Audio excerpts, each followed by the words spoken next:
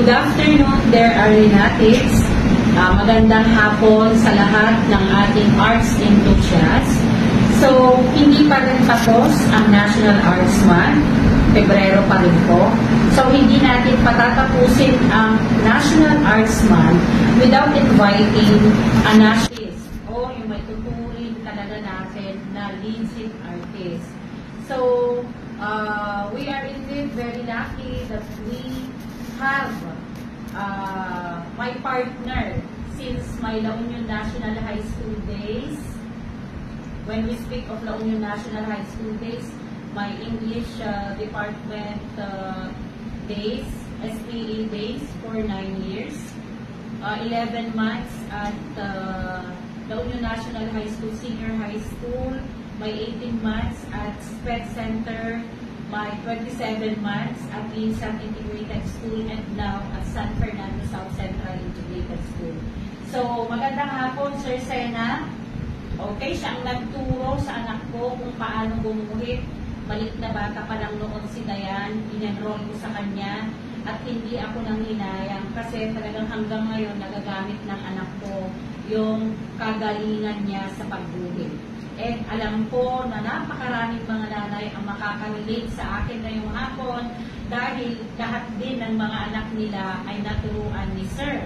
Pumupunta din siya sa Lorma, pumupunta din siya sa Brain and Heart of a Christian, and he is also one of the most sought after painting contest or any arts contest in the city and in the province. So, good afternoon, Sir. Kamusta na kayo?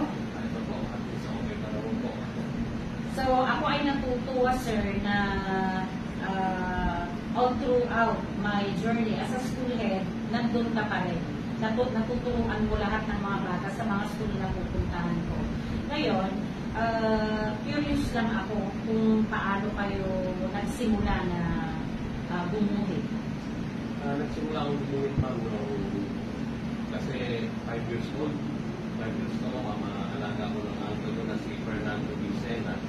Siya yung the father of art workshop in the Philippines. Siya kung nagturo sa akin, siya nagturo sa akin. Dito kami po kasi sinama ako sa mga workshop niya. Marami ko siyang workshop noong hanggang po. Okay, so ilang taon kayo nung marami na kayong naipon na mga paintings?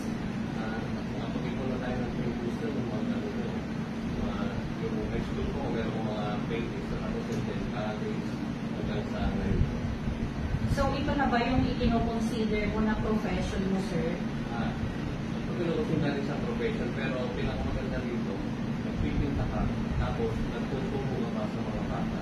Yes, tama. At napakarami mo nang naturuan. Yung mga naturuan mo, makakapagturo rin sila ng iba pa. So, ikaw ba yung klase ng artist or pintor na itinuturo mo lahat ang alam mo? Kailangan po natin kasi sa isang artist, dalawa lang po yun eh.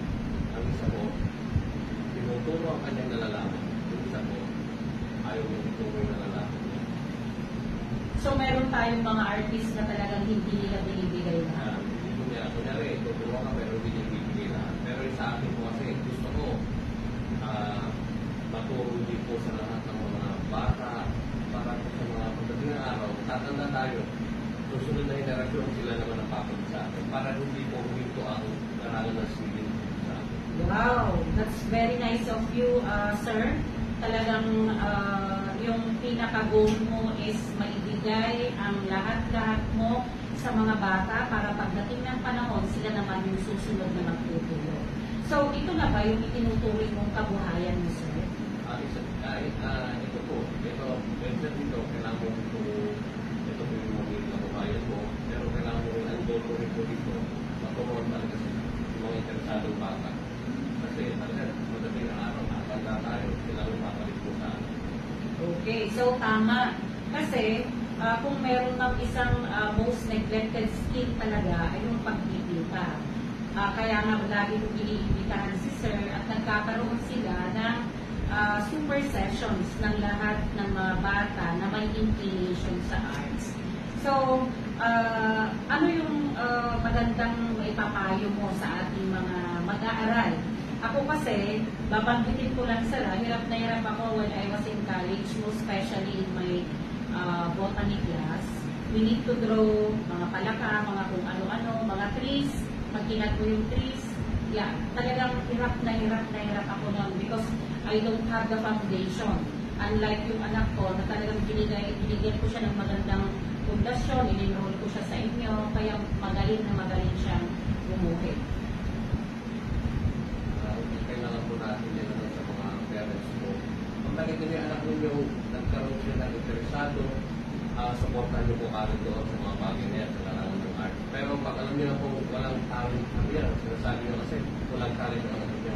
Subukan niyo po ipasok niyo po sa amin o sa akin para bibigyan natin siya ng talent. Okay, very well said, sir. So, tama si sir. Huwag natin sasabihin na, ay, hindi niya kaya, wala siyang talent. I-enroll niyo muna. Si sir ay nagbibigay ng one-on-one training kahit pupunta ka pa sa kanilang mga bahay, private tutorial on painting, and syempre sa lahat ng mga schools din po. So, syempre hindi natin i-discuss kung magkano, bahala na si sir doon. Bahala na kayong makipag-usap kay sir doon. So, sir, siguro ibibigay din natin kung meron kang page or meron kang whatever na pwede ka nilang puntahan or hanapin. Ano lang po sa FB page na lang, may pangalan po. PNPN na lang po. Okay. Gusto ko rin tanungin, Sir Melchor, na kapaki-pakinabang ba or is it worth yung binibigay mong effort sa larangan ng profesyon na ito? Opo. Ito ay malaking pakinabang po ito. Kasi pagdating ng araw ito, itong tinuturo natin, hindi magkaroon ng hobby ang isang bata o isang kahit po mga may edad na mga maging happy na lang po nila. Pero yung mga bata, paano yung pagdating ng araw, ito ba yung maging trabaho nila para. Okay, and I just would like to inform our viewers na in La Union National High School before, sa special program in the arts, si Sir talaga yung sandigan namin. Siya yung naging haligi namin para naturuan namin yung mga bata talaga at mga guro sa tamang pagbuti. Ngayon, gusto ko lang i-share yung nabili ko rin kay Sir. So, I gifted myself when I was still at Linsat Integrated School. Binili ko ito, ipinost niya to, nagustuhan ko talaga. How I wish, sabi ko kay Sir na sana mas malaki siya kasi gusto ko talaga yung malaking painting sana. Pero since medyo talagang pricey din, dahil syempre, Melchor Sena, kaya gusto ko talaga. So, Sir, meron ka rin bang ibang mga collections pa na pwede nilang bilhin from you? Meron po akong mga ibang collection. Realistic artist din po ako. Flowers, still life, landscape. Basta punta ko po sa FB page sa mga paintings na album na paintings na makikita niyo po. Kami mga post lang po. Okay, so Melchor Sena. So if you are interested with these paintings, PM or PM text lang po. So sir, meron ba sa mga anak mo ang nagmana ng kakayahan mong ito? Yung anak ko, dalawa lang sila pero marunong sila lang mag-painting yung dalawa. Wow. Pero, Kasi si sir, ang misis niya or wife niya, isang teacher din. Okay, so both of them. Opo, yung bunso ko, siguro maraming nakakilala na rin. Hindi ka nalilipang contest na namin po siya noong elementary, noong high school siya, grade 12 na siya. Yung pangalan naman po, siya naman sinasabi ko isang klase ng artist na ayaw niya nilabas yung painting niya. Pero doon lang siya sa loob ng bahay. Parehas sila ng anak ko. Ayaw kaya talaga. lang lahat yung pangalan po, pwede siya lahat po kaya naman niya. Tapos pero favorite niya po yung paggawa ng portrait. Ano kaya yung pinakadahilan, sir? Bakit ayaw nilang i-share? Siguro po ayaw nilang siguro makita ng ibang tao. Pero po, pag nakakita siya ng mga batang sa workshop ko naman po, pupunta sila po kasama ko nito. In-share din nila yung mga galing nila sa paggawa. Sa Sabi nila, ang mga artist daw ay very quiet, very silent, kakaibang kanilang characteristics. Do you agree, sir? Siguro po yung ibang artist, pero ano po yun eh, sa panahon ngayon, ano yan, parang style-style na lang po. Pero ako ano eh, artist ako na ano eh, masayahin lang. Kaya lahat ang kulay ko puro masasaya. Yes, kaya nga nagustuhan ko ito. Kasi talagang colors of life ang napakaliwanag. So, kung meron man kayong mga iniidolo rin na mga visual artist, sino-sino sila? Ang idol ko po na visual artist ay talaga number one siya. No? Dito sa si Bando, tapos dito siya si Fernando Marsolo. Tapos yung mga to, siyempre yung idol ko, Fernando Vicena. Kaya pumupok ko talaga sa akin. Fernando V. Sena. Sena. Uncle ni Sir. Ano yung pinakamagandang ginawa niya, sir? Para malaman ng Si mga... Fernando Vicena, talagang ang ano niya rito ginawa niya talaga yung pandesal. Oo, hanapin natin yung Siya po first talaga yun, series. yun po ano niya yung pandesal. Yun yung talaga. Okay, hanapin ko yun. Pero yung realistic po siya, pag-ibig po siya sa lahat. Okay, wow. So, sir, what do you consider as your greatest milestone as an artist? Ang inaano ko dito po sa pagdating po ng gusto ko lang po dito talaga sa kaya na gusto ko magturo ng drawing and painting. Ang goal ko lang po talaga nito eh, maturuan talaga yung maraming bata. Yun po, ang una talaga gusto ko para sa pagdating na araw paglang nila, hindi ka po nila malilimutan. Tapos sila rin po ang papalit sa akin. Okay, so ang ganda ng sinabi ni sir. Actually, napakamura. Halimbawa dito sa South Central, sabay-sabay na yung 300 na bata. Tanungin nyo na lang siya, pero napakamura, afford na afford. Kaya minsanan na po yung pagtuturo. And ang maganda pa kay sir na na-observe ko, talagang magsisimula sa basics. Talagang sa pinaka-umpisa. So kahit sino, talagang matututo. After the session, meron ka nang maipagmamalaki na naiguhit mo. So, siguro ang isa pang gusto kong tanungin, Sir Sena, is sabi, yung according kasi sa mga nabasa ko noon, parang walang asenso sa ganitong klase ng profesyon.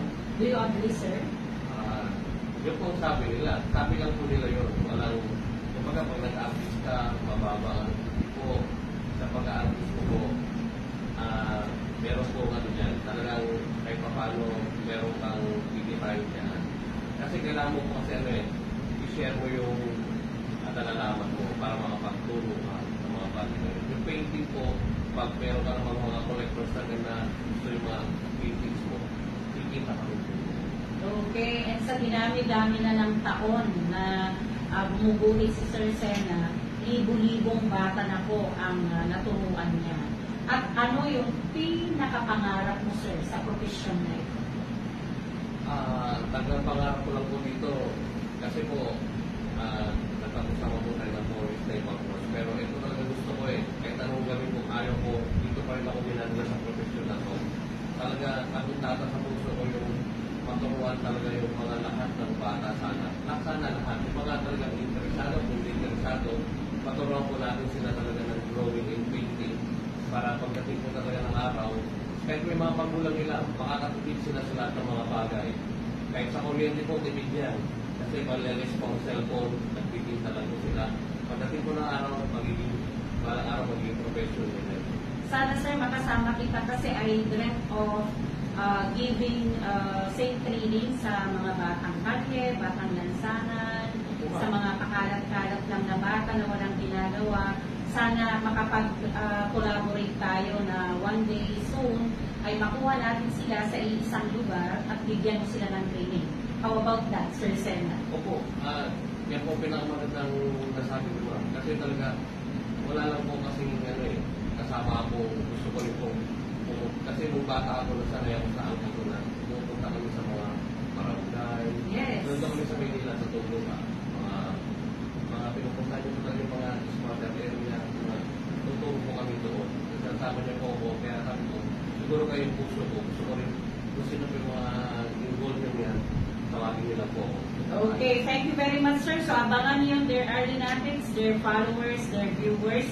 hindi na lang pabasa at kwentuhan sa barangay ang gagawin natin. Magpapa-arts